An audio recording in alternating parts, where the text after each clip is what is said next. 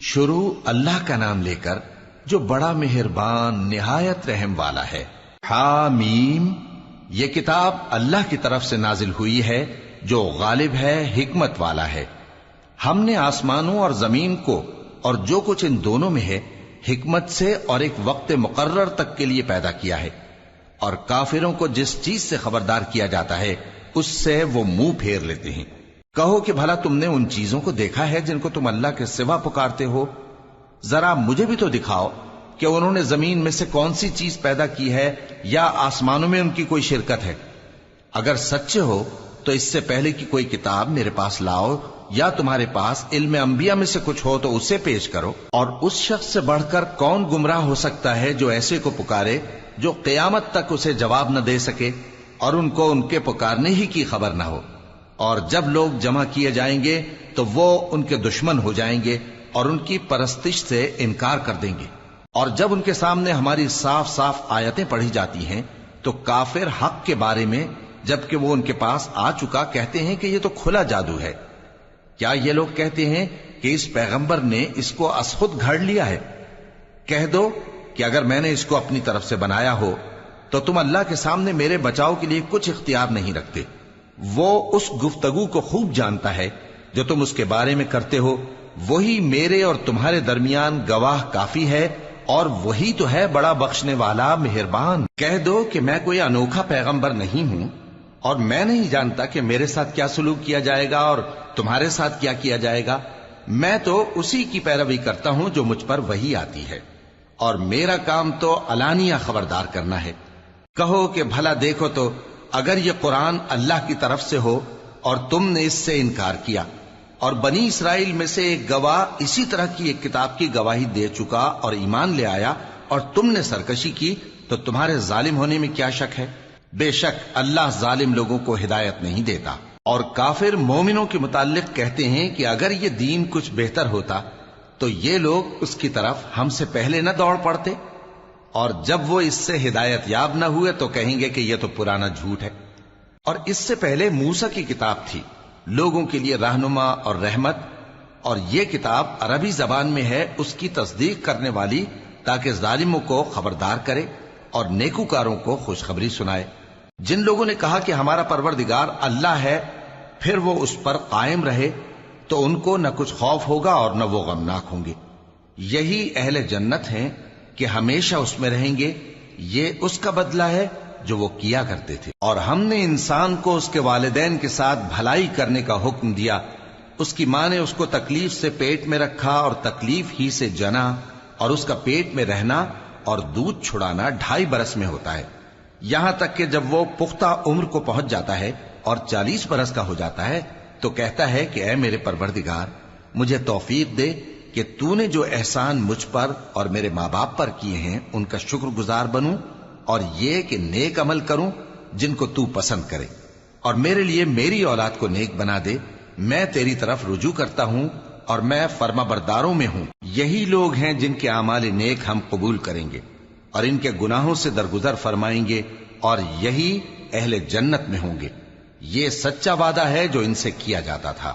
اور جس شخص نے اپنے ماں باپ سے کہا کہ میں تم سے بیزار ہوں، کیا تم مجھے یہ بتاتے ہو کہ میں زمین سے نکالا جاؤں گا، حالانکہ بہت سی قومیں مجھ سے پہلے گزر چکی ہیں؟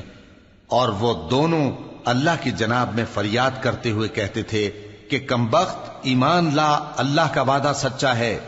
تو کہنے لگا یہ تو پہلے لوگوں کی کہانیاں ہیں۔ یہی وہ لوگ ہیں جن کے بارے میں جنوں اور انسانوں کی دوسری امتوں میں سے جو ان سے پہلے گزر چکی عذاب کا وعدہ تحقیق ہو گیا۔ بے شک وہ نقصان اٹھانے والے تھے، اور لوگوں نے جیسے کام کیے ہوں گے ان کے مطابق سب کے درجے ہوں گے۔ غرض یہ ہے کہ اللہ ان کو ان کے اعمال کا پورا بدلہ دے اور ان کا نقصان نہ کیا جائے گا۔ اور جس دن کافر دوزخ کے سامنے کیے جائیں گے تو کہا جائے گا کہ تم اپنی دنیا کی زندگی میں لذتیں حاصل کر چکے اور ان سے لطف اندوز ہو چکے، سو آج تم کو ذلت کا عذاب دیا جاتا ہے۔ یہ اس کی سزا ہے کہ تم زمین میں ناحق غرور کیا کرتے تھے، اور اس کی کہ بد کرداری کرتے تھے۔ اور قوم عاد کے بھائی ہود کو یاد کرو کہ جب انہوں نے اپنی قوم کو سرزمین احقاف میں خبردار کیا اور ان کے آگے اور پیچھے سے خبردار کرنے والے گزر چکے تھے کہ اللہ کے سوا کسی کی عبادت نہ کرو، مجھے تمہارے بارے میں بڑے دن کے عذاب کا ڈر لگتا ہے۔ کہنے لگے کیا تم ہمارے پاس اس لیے آئے ہو کہ ہم کو ہمارے معبودوں سے پھیر دو؟ اگر سچے ہو تو جس چیز سے ہمیں ڈراتے ہو اسے ہم پر لے آؤ۔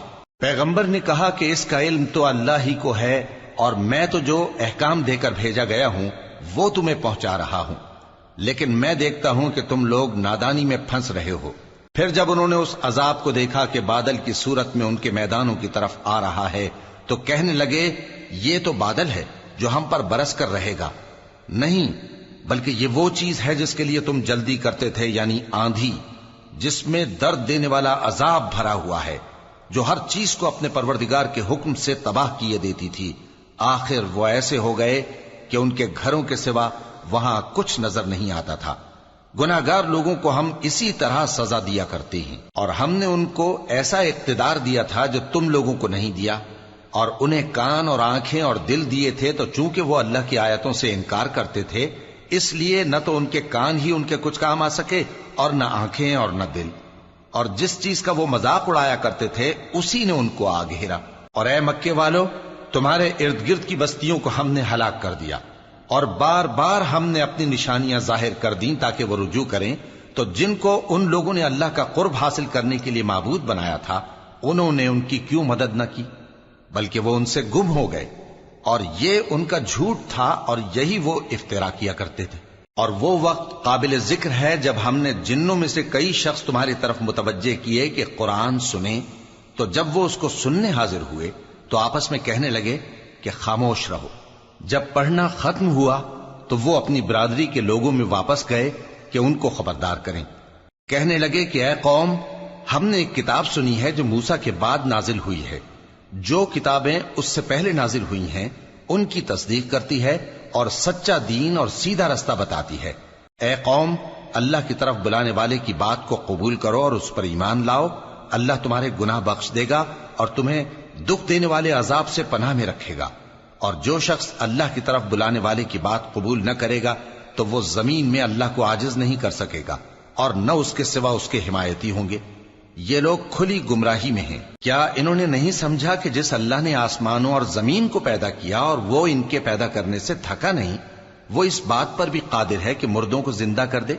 ہاں، کیوں نہیں، وہ ہر چیز پر قادر ہے۔ اور جس روز انکار کرنے والے آگ کے سامنے کیے جائیں گے تو ان سے پوچھا جائے گا کیا یہ حق نہیں ہے؟ تو کہیں گے کیوں نہیں، ہمارے پروردگار کی قسم یہ حق ہے۔ اللہ فرمائے گا کہ تم جو دنیا میں کفر کیا کرتے تھے تو اب اس کی وجہ سے عذاب کے مزے چکھو۔ پس اے نبی، جس طرح اور عالی ہمت پیغمبر صبر کرتے رہے ہیں اسی طرح تم بھی صبر کرو، اور ان کے لیے عذاب جلدی نہ مانگو۔ جس دن یہ اس چیز کو دیکھیں گے جس کا ان سے وعدہ کیا جاتا ہے تو یہ خیال کریں گے کہ گویا دنیا میں رہے ہی نہ تھے مگر گھڑی بھر دن۔ یہ قرآن پیغام ہے جو پہنچایا جا چکا، سو اب وہی ہلاک ہوں گے جو نافرمان تھے۔